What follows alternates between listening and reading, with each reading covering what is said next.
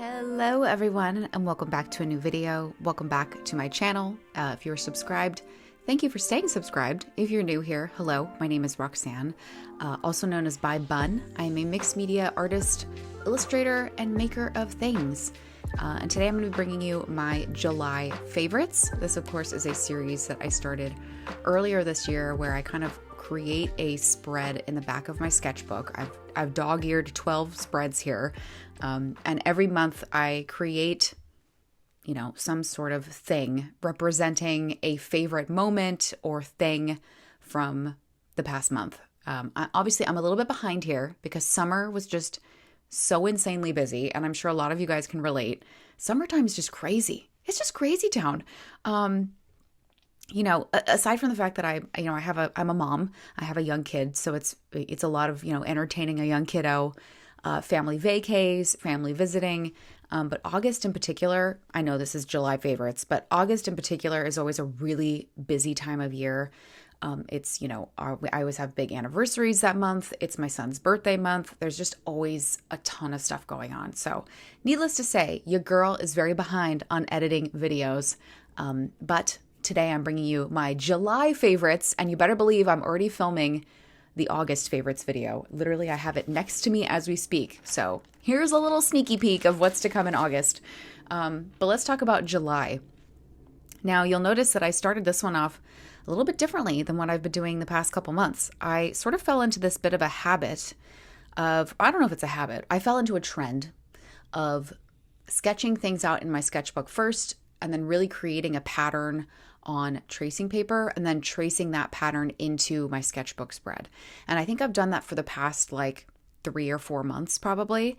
And it is really interesting, by the way, flipping through these spreads to see how this series started at the beginning of this year, what I did for January versus what I've done now.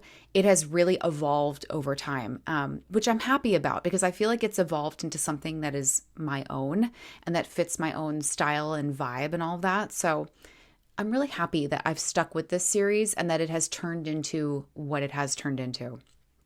So as I said, the past couple of months, I've been doing this thing where I sort of sketch elements in my off-camera crinkle, which is a loving term that I give to one of my sketchbooks that I really just don't care about. And I do a lot of really rough sketches in.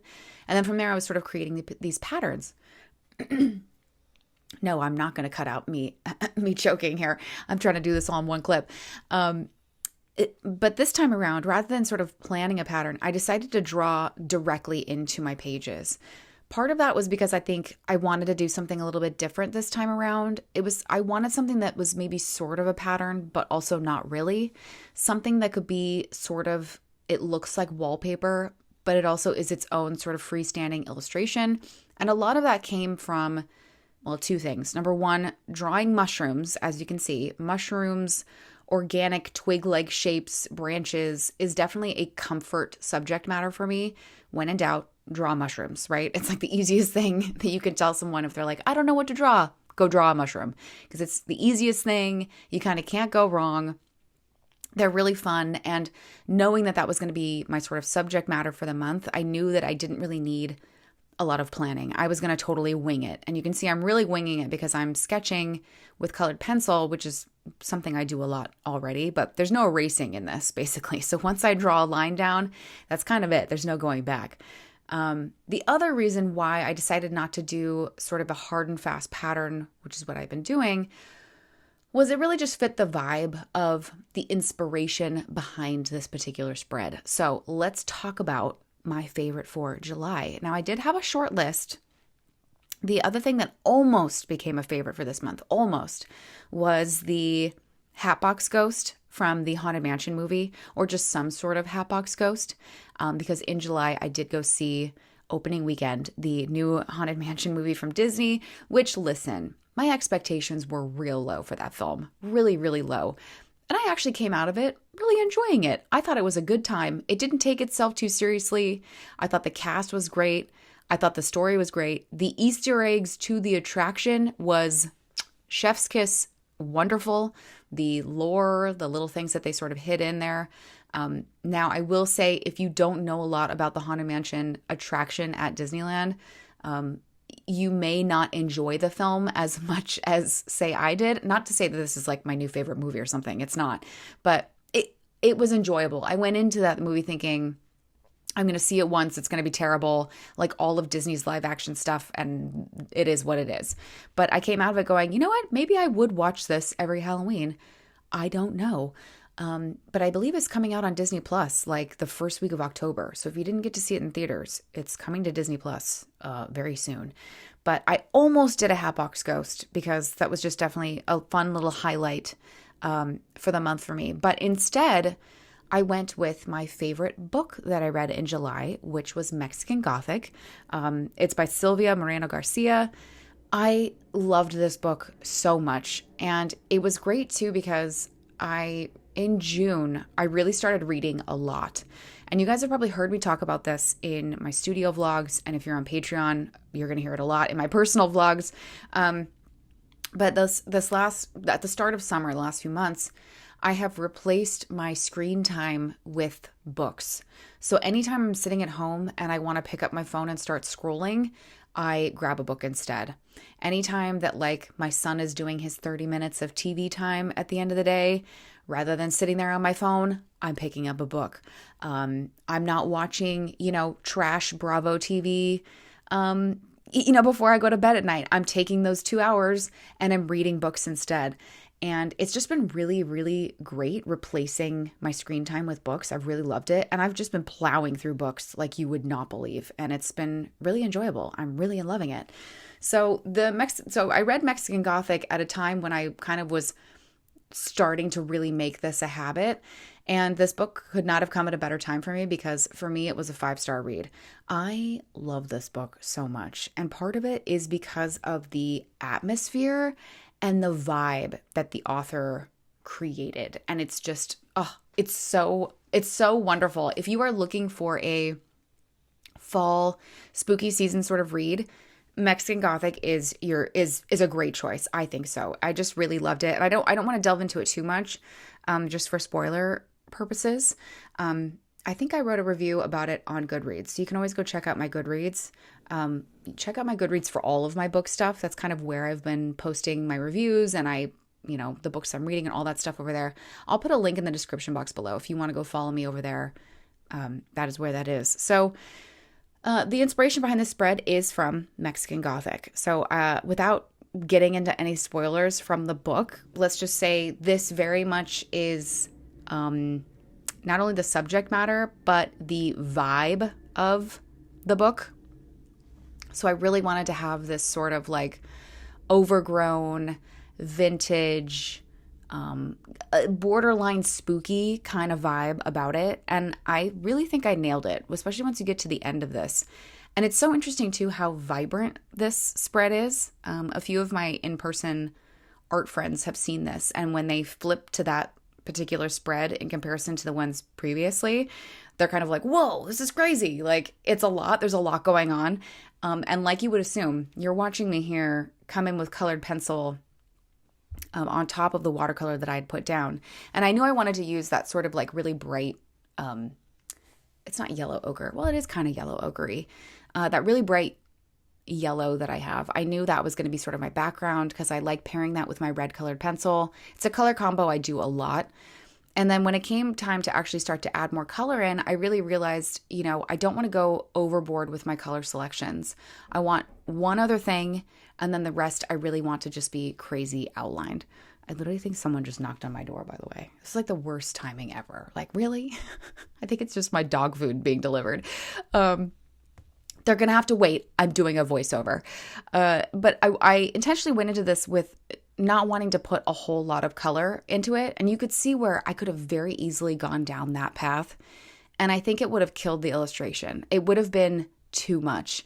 So I'm proud of myself for limiting my color choices and really keeping the process of this very simple. It's very simple. It's just a crazy sketch done in from a color pencil.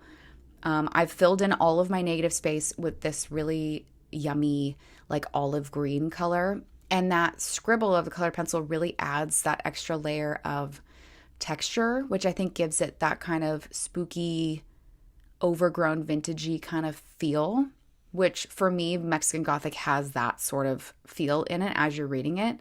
So it really feels like it's its own little world here. And do not let the color pencil fool you. This took me forever. This took forever. Also not shown on camera is the amount of times I'm sharpening my pencil, because nothing is worse than having a not sharp colored pencil. You have to have a sharpener at the ready if you're doing anything like this, because every inch that I've colored in, I'm then sharpening my pencil like immediately. So yeah, don't let the time lapse on this fool you. This was an incredibly time consuming process. This colored pencil portion was probably the worst part of it, but I think it had the best payoff and really gave it the look that I wanted it to have. Next up, what you're going to see me do is just come in and do some outlining. This was also a very conscious decision that I made regarding the outlining, is that I could very easily have outlined everything, and I decided not to do that. I wanted to create that sort of layer effect.